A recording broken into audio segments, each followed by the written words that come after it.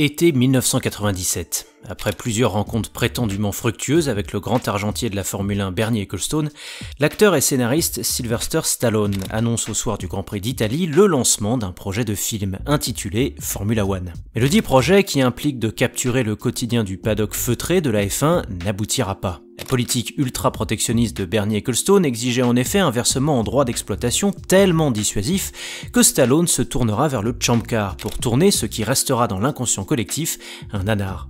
27 ans plus tard, le réalisateur Joseph Kosinski semble avoir réussi là où Stallone a échoué. Convaincre Liberty Media, actuels argentiers, de prêter l'image de la catégorie reine du sport auto pour réaliser un long métrage au beau milieu du paddock et de ses circuits. Sobrement intitulé F1, le film a même présenté sa première bande-annonce quelques instants avant le départ du Grand Prix de Grande-Bretagne, ainsi qu'une date de sortie fixée au 25 juin 2025. Alors, pourquoi ce revirement ?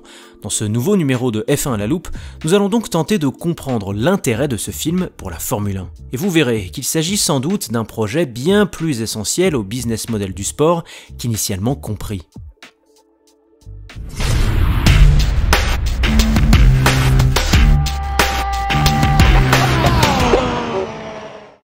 Brad Pitt en pilote mentor, Damson Idris en rookie prodige, Javier Bardem en patron d'écurie ambitieux et Apex en 11e équipe fictive. Joe Kosinski, père de la saga Top Gun, à la réalisation et un certain Lewis Hamilton à la coproduction. Des scènes de course tournées in situ depuis l'année dernière, de Silverstone à Budapest en passant par Spa-Francorchamps. Des Formule 2 authentiquement pilotées par les acteurs et relookées comme des F1 par Mercedes. Et un budget avoisinant les 250 millions de dollars. Vous l'aurez compris, la nouvelle production d'Apple TV est en passe de devenir super production, tant les moyens financiers, techniques et humains ont été poussés jusqu'à leur paroxysme. Si bien que l'émissaire de Liberty Media et boss de la F1 Stefano Domenicali ne cachait pas son enthousiasme dès l'an passé. La qualité de la production est vraiment élevée, c'est un très bon standard, et je suis convaincu que cela fera passer la F1 dans une autre dimension en termes de popularité et de notoriété.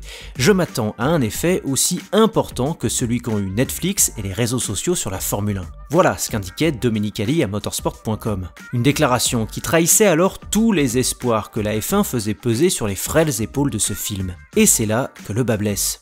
Certes, en voyant le verre à moitié plein, on peut appréhender, à juste titre d'ailleurs, l'émergence de ce film comme un prolongement de la stratégie business de Liberty Media pour la F1, à savoir la recherche de différents leviers de croissance et la diversification des sources de revenus. Dit autrement, Liberty Media cherche à élargir sa base de fans par tous les moyens possibles. C'est ainsi que grâce à une croissance exponentielle sur les réseaux sociaux depuis 2017, la F1 a pu engager une communauté rajeunie de 55 millions d'abonnés et s'ériger comme 8e marque sportive sur ses plateformes. C'est ainsi que grâce au phénomène Drive to Survive sur Netflix, elle a pu convertir une nouvelle audience au Grand Prix le dimanche. Et c'est ainsi que grâce au championnat d'e-sports organisé dans le cadre du F1 Team Racing, elle a pu prolonger l'expérience des fans de la discipline par la retransmission de compétitions en ligne parfois féroces. Bref, autant de stratégies d'ouverture et d'opportunités dont Bernie Ecclestone, obsédé par les droits TV et les frais d'organisation exigés au circuit hôte, ne voulait pas entendre parler à son époque. Si l'on en croit Stefano Domenicali,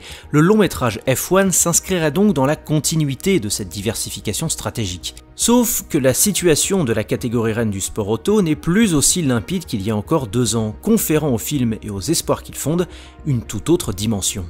Car, si l'on voit le verre à moitié vide cette fois-ci, on constatera une évolution quelque peu préoccupante pour la F1. À savoir que les 3 leviers de croissance susmentionnés, les réseaux sociaux, Drive to Survive et F1 Team Racing, commencent à s'enrayer. Côté réseaux sociaux, les derniers chiffres publiés par BuzzRadar fin 2023 faisaient état d'une chute des mentions de 70% en 2023 par rapport à 2022, et d'une baisse considérable du nombre de nouveaux followers sur les comptes F1, moins 46% en l'occurrence. Côté Netflix, la saison 6 de Drive to Survive a montré des signes d'essoufflement, puisque selon les statistiques officielles de la plateforme, le nombre de spectateurs ayant regardé la série durant sa première semaine d'exploitation a diminué de 15% par rapport à une saison 5 déjà en légère baisse. Pire, DTS ne s'est pas montré dans le top 10 de visionnage Netflix aux États-Unis, marché pourtant prioritaire de Liberty Media. Enfin, côté Sim Racing, une analyse de eSports Charts démontre que l'audience moyenne comme maximale est en baisse constante depuis 2021, en dépit de l'augmentation de la durée des diffusions pour la saison 2023-2024. Alors pour expliquer cette baisse tendancielle d'engagement,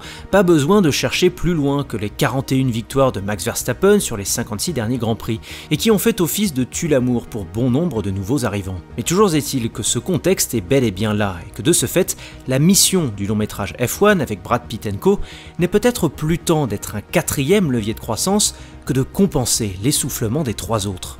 Mais le peut-il seulement ? Car Domenicali l'a bien fait comprendre. Il s'attend à ce que le film de Kaczynski provoque une vague d'enthousiasme pareille à celle de Drive to Survive, rien que ça. Et le moins que l'on puisse dire, c'est que F1 semble s'appuyer sur des ressorts similaires à la série Netflix, quitte à en dépasser les points de référence.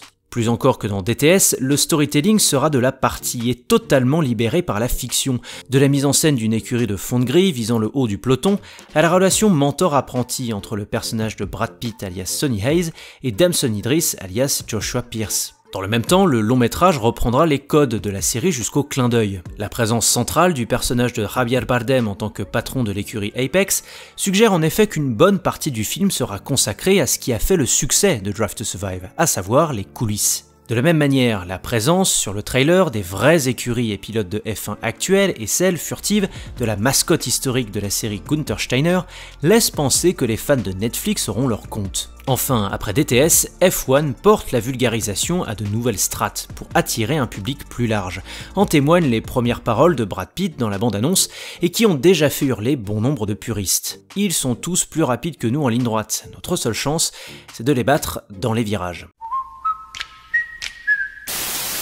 Bref, storytelling, identification au personnage de DTS et vulgarisation. La recette du succès semble toute trouvée pour ce long métrage. Le problème est que F1 pourrait totalement manquer sa cible, et ce, pour plusieurs raisons. D'abord, vulgariser à l'excès, c'est prendre le risque de caricaturer le film et donc de brader sa qualité, tout en exaspérant les connaisseurs. Et ensuite, si le long métrage semble s'appuyer sur les codes préalablement développés par la série Netflix, il n'en a ni la durée, ni le format, et encore moins le même canal de retransmission. Autrement dit, si DTS cartonne, c'est précisément car la série propose depuis 5 ans des épisodes de 30 minutes sur la plateforme de streaming la plus incontournable du marché. 30 minutes qui correspondent parfaitement à la durée de rétention d'un utilisateur moderne. A l'inverse, est-on certain que la cible visée par le film sera à même de payer une vingtaine d'euros pour visionner un long métrage de 2 heures sur la F1 au cinéma ou sur la plateforme plus modeste que reste Apple TV? Ces doutes méritent d'être levés, Brad Pitt ou pas. Ce n'est donc sans doute pas un hasard si Stefano Domenicali avouait dès l'été 2023 que la F1 jouait un rôle de conseil auprès de l'équipe de tournage, veillant à ce que l'intrigue du film présente le championnat sous un jour favorable. Pas un hasard si depuis un an, Lewis Hamilton est encouragé par son sport dans son rôle de coproducteur du film. Pas un hasard non plus si F1 emprunte la marque déposée de la catégorie reine pour son titre et réutilise son logo, car ce long métrage est devenu un outil marketing central pour la croissance de la Formule 1. Pour autant, au sortir de ces analyse, j'en reviens toujours à la même conclusion. Développer des produits dérivés pour faire grossir la popularité du produit initial, c'est bien. Mais rendre le produit initial plus à même d'être consommé directement, c'est encore mieux. Et en ce sens, Brad Pitt ne peut rien contre la domination de Max Verstappen, ni même contre les réglementations techniques et financières bancales que le sport a instaurées ces dernières années, quand bien même 2024 ne cesse de nous surprendre. La F1 devra donc se concentrer sur l'essentiel. Merci d'avoir écouté cette analyse, j'espère qu'elle vous aura plu. Je vous laisse me dire en commentaire ce que vous en avez pensé. Pour le reste, like, partage, abonnement, clochette, je compte sur vous. Allez, ciao!